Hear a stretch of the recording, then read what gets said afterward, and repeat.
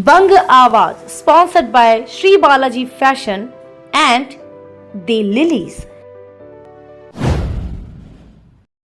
नेताओं का निजी जीवन उनके सार्वजनिक जीवन से बेहद अलग होता है, खासकर उनके प्रेम संबंध और प्रेम कहानियां जो सबसे ज्यादा छुपाने की कोशिश की जाती है। लेकिन मजेदार बात यह है कि इश्क और मुश्क छुपाए नहीं छुपते। नमस्कार, देखना शुरू कर चुके हैं आप बंग आवाज। मेरा नाम है श्वेता पांडे। AIMIM के जिला अध्यक्ष दानिश अजीज का राजनीतिक करियर दांव पर लग गया है। बलात्कार और यौन शोषण के आरोप में इस समय वे न्यायिक हिरासत में जेल में हैं। पिछले कुछ महीनों से दानिश लगातार अपनी राजनीतिक करियर को मजबूत करने की कोशिश कर रहे थे। कोयला तस्करी के खिलाफ वे लगातार मुखर रहे थे। उन्होंने इस मुद्दे पर कोयला तस्करों, राज्य की पुलिस तथा तृणमूल नेताओं को निशाने पर लिया था। बहुत ही कम समय में दानिश मुस्लिम युवकों में काफी लोकप्रिय भी हो रहे थे और इसी आधार पर उन्होंने बर्नपुर में सोहराब अली के वर्चस्व को भी चुनौती दे दी थी। लेकिन बलात्कार और यौन शोषण के आरोप में गिरफ्तारी से उनका राजनीतिक करियर समाप्त होता दिख रहा है। आसनसोल में आगामी 13 मई को संसदीय चुनाव के लिए मतदान होना है। दानिश के लिए यह संसदीय चुनाव काफी महत्वपूर्ण था, क्योंकि इस चुनाव में मुसलमानों के बीच जाने और अपने संगठन को मजबूत करने का मौका मिल सकता था। इसके जरिए वे अपने राजनीतिक केमिस्ट्री को भी साध सकते थे, लेकिन ऐसा हो ना सका। जिस तरह के आरोप में वे गिरफ्तार किए गए हैं, उससे उनकी साख को गहरा झटका लगा है। रेप का आरोप लगाने वाली पीड़िता भी मुस्लिम समुदाय से ही आती है। इस प्रकरण से मुसलमान, खासकर युवा मुसलमान, काफी नाराज हैं। उनका तर्क है कि इस मामले में दानिश को उदारता बरतनी चाहिए थी। पीड़िता को अपनाने से न सिर्फ उन्हें राजनीतिक लाभ मिलता, बल्कि युवकों के लिए वे एक आदर्श भी बन सकते थे। इन युवाओं का आक्रोश उनके करियर को डुबोने में बड़ा कारक बन सकता है। इधर दानिश का बयान भी सामने आया।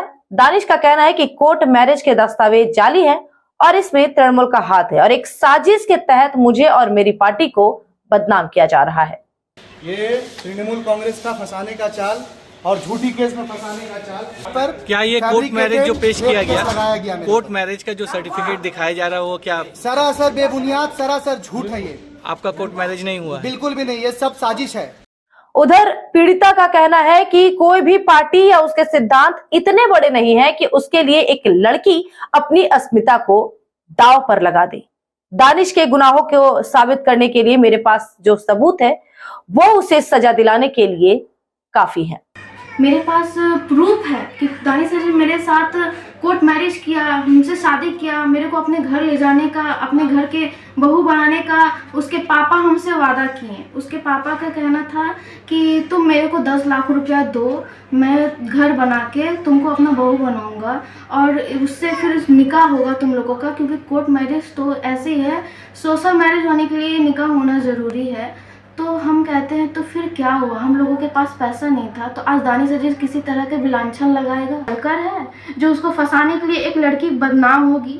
ऐसा कुछ भी नहीं है। दानिश अजीज एक नंबर का झूठा लड़का है। दानिश अजीज TMC MIM जो करना है उसको किया करे, हमको उससे कोई मतलब नहीं है। मेरे को इंसाफ चाहिए। हालांकि अब ये मामला कोर्ट में विचाराधीन है, पर लोगों के बीच ये चर्चा तेज हो गई है कि जितनी तेजी से दानिश का राजनीतिक करियर बुलंदियों तक पहुंच रहा था, उतनी ही तेजी से जमीन पर आ गिरा है।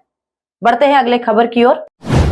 आसनसोल में जाना माना नाम श्री बालाजी फैशन, दुल्हन के लिए खूबसूरत रंगों का लहंगा और आकर्षक गाउन, दुल्हे के लिए मान्यवर के विविध रंगों वाले sherwani, ethnic wear, fashionable men's suit से मिले दूल्हे के भाई को नया लुक, वेडिंग और पार्टी के लिए कढ़ाईदार बनारसी और सिल्क साड़ियाँ। तो देर किस बात की, आज ही आए श्री बालाजी फैशन, हर घर की पसंद, GT road opposite Subhash cinema, Asansol. Bhajpa के फायर ब्रांड नेता सह यूपी के मुख्यमंत्री योगी आदित्यनाथ ने रानीगंज विधानसभा अंतर्गत खांडरा में की चुनावी सभा की है। आसनसोल संसदीय क्षेत्र से पार्टी प्रत्याशी SS अहलुवालिया को जीत दिलाने की अपील। पश्चिम बर्धमान और वीरभूम जिलों से आए थे हजारों कार्यकर्ता। पार्टी की जीत के प्रति आशा हो गई है बलवती। सुनिए क्या कह रहे हैं बुलडोजर बाबा आसनसोल वासियों से। देश के प्रथम स्वतंत्र समर की ज्वाला को आगे बढ़ाने वाला है बंगाल, और आज हिंसा की चपेट में है, अराजकता और भ्रष्टाचार से लहूलुहान है, अस्त व्यस्त है, त्रस्त है और अपने अस्तित्व के लिए, अपने वजूद के लिए जूझ रहा है। जिस बंगाल ने कभी स्वामी विवेकानंद ने वैश्विक मंच पर कहा था, गर्व से कहो हम हिंदू हैं, आज उस बंगाल में जय श्री राम बोलने पर प्रतिबंध लगाया जाता है। आज उसी बंगाल में, जिस बंगाल ने कभी बांग्ला रामायण लिखा था, आज जय श्री राम बोलने पर उस पर गोली चला दी जाती है, शोभा यात्राओं पर हमले कर दिए जाते हैं, सरकार के द्वारा झूठे मुकदमे दर्ज कर दिए जाते हैं और उपद्रवियों के सामने पूरी की पूरी टीएमसी सरकार मौन बनी हुई है। अब देखते हैं कुछ खबरें फटाफट।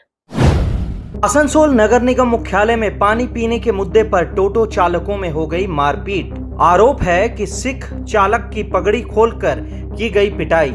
आसनसोल गुरुद्वारा के प्रधान अमरजीत सिंह भरारा पहुंचे आसनसोल साउथ थाना की पूरी घटना की कड़ी निंदा। हालांकि पुलिस की भूमिका पर जताया संतोष। उन्होंने कहा पुलिस ने हमलावरों को किया है गिरफ्तार, कड़ी कार्रवाई का मिला है आश्वासन। उन्होंने इस मामले को तूल देने से कर दिया इनकार, सबके सामाजिक दायित्वों की अपेक्षा। आसनसोल के काली पहाड़ी में है डंपिंग यार्ड। आज सुबह उसमें लग गई आग, चारों तरफ फैल रहा है धुआं। नेशनल हाईवे 19 से गुजरने वाले वाहनों के चालकों को हो रही परेशानी। मेयर विधान उपाध्याय ने कहा तेज गर्मी के कारण संभवतः लगी है आग।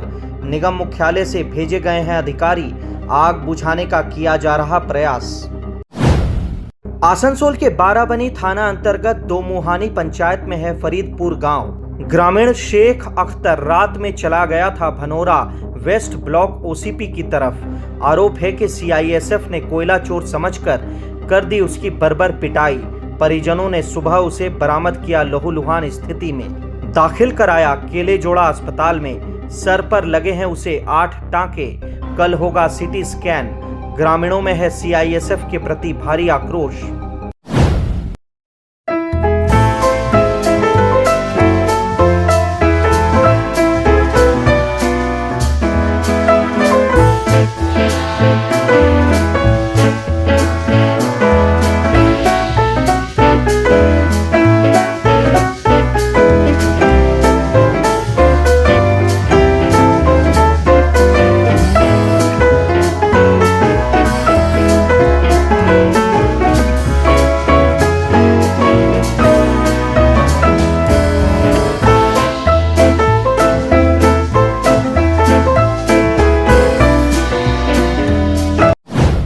आसनसोल के बाराबनी प्रखंड अंतर्गत दोमुहानी हिंदी स्कूल पाड़ा निवासी मुबारक खान उर्फ चिनुआ ने कर ली खुदकुशी। था वह ईंट भट्टा संचालक। आरोप है कि सीआईएसएफ ने उसके ईंट भट्टे में कर दी थी छापेमारी। कागजात दिखाने के बाद भी 170 टन कोयला कर लिया जब्त। उन्होंने इसकी शिकायत विभिन्न अधिकारियों के पास की थी, कोई शिकायत न मिलने पर कर ली आत्महत्या। पुलिस ने शव को भेज दिया पोस्टमार्टम के लिए। ब्रिकफील्ड ओनर्स एसोसिएशन ने सीआईएसएफ को ठहराया है दोषी पूरे घटनाक्रम के लिए। धनबाद लोकसभा क्षेत्र से भाजपा प्रत्याशी ढूलू महतो ने उपायुक्त कार्यालय में अपना नामांकन पत्र दाखिल किया। अपने गांव चिताही के राम मंदिर में की पूजा अर्चना। हजारों समर्थकों के साथ पहुंचे बरुआ अड्डा एयरपोर्ट। भाजपा के प्रदेश अध्यक्ष बाबूलाल मारांडी का किया स्वागत। सीधे पहुंचे उपायुक्त कार्यालय, नामांकन पर्चा किया दाखिल। धर्मपत्नी सावित्री देवी भी रही उपस्थित। ढोल नगाड़े, गाजे बाजे, आदिवासी नृत्य के साथ शामिल थे हजारों कार्यकर्ता। तुम्हारे घर के फर्नीचर बहुत आकर्षक लगता है बहुत महंगा है। अरे नहीं, उतने महंगे नहीं, रीजनेबल रेट पर ही लिए। आओ मैं तुम्हें अपना दीवान सेट दिखाती हूँ। ये फर्नीचर वर्ल्ड क्लास है। प्योर सागवान के क्वालिटीदार और टिकाऊ भी। तुम्हें भी फर्नीचर लेना हो तो फर्नीचर वर्ल्ड एक बार जरूर जाना। वहाँ फर्नीचर के एक से बढ़कर एक कलेक्शन, वो भी तुम्हारे बजट में। साथ ही वहाँ फाइनेंस फैसिलिटी भी उपलब्ध है। फर्नीचर वर्ल्ड, फर्नीचर लवर्स की पहली पसंद, जीटी रोड शनि मंदिर के सामने, नूरुद्दीन रोड, आसनसोल। पुरुलिया संसदीय क्षेत्र से फॉरवर्ड ब्लॉक प्रत्याशी धीरेन्द्र नाथ महतो ने किया पर्चा दाखिल। शहर के रांची रोड से निकाला भव्य जुलूस, पहुंचे जिला मजिस्ट्रेट के कार्यालय। पत्रकारों के समक्ष किया दावा, जीत को लेकर है पूरी तरह से आशान्वित। वर्ष 1977 से लेकर 2014 तक इस सीट पर रहा है पार्टी का कब्जा। और पुरुलिया लोकसभा क्षेत्र से तृणमूल उम्मीदवार शांतिराम महतो ने किया नामांकन दाखिल।